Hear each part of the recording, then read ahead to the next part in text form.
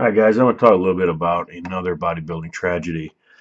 I've made videos about these kinds of things before, and I could go on making videos about this probably once a week until I meet my demise. There's just so many tragic things about bodybuilding, whether it be bodybuilders dying, whether it be bodybuilders committing crimes, whether it be people who bodybuilders know doing something weird, or whatever it is, the industry, something crazy happening.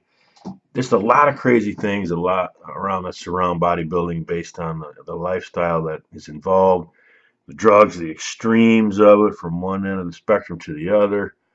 There's just so many things that happen in bodybuilding. It's kind of a amplified version of society, so to speak. It's a small world, but it's riddled with tragedies. One of those tragedies is a guy called Bertil Fox. Bertil was a bodybuilder in the 70s and 80s, early to mid 90s, who was convicted of double murder. He murdered his fiancee, who was 20 years old, and her mother. Shot them with a handgun, I believe. Then denied that he did it. He was tried, found guilty, sentenced to hang, but he appealed and got the life sentence instead. Bertil competed for 25 years. Again, in the 1960s, late 60s, he started 69 all the way up to 1994. The Ironman Pro was his last competition.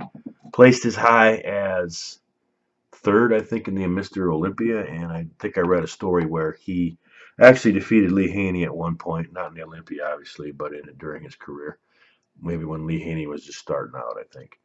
Bertil had a very, very thick physique. They called him Brutal Bertil because of his training, his strength, his tremendous strength, and his high volume training was very brutal. But Bertil, weakness was his back.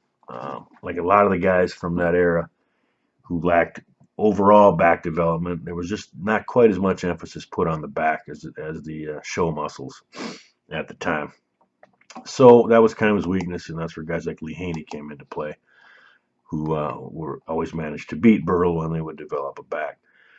Bertil was 5'8", 245, 235, probably contest weight. It says here 22-inch arms. I have trouble believing that. They probably were 20 to 20. Hard to say, I guess. They're very big. Doesn't really matter. They look huge. But started competing in 1969.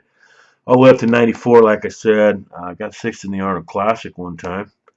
And third in the Olympia, I believe, in 1983. So it's a pretty successful career. He retired, I think, 95. Moved back to the island he was born on, St. Kitts. Opened up a gym.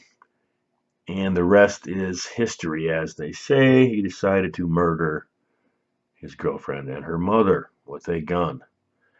Unfortunately, another tragedy in bodybuilding. Bertil Fox.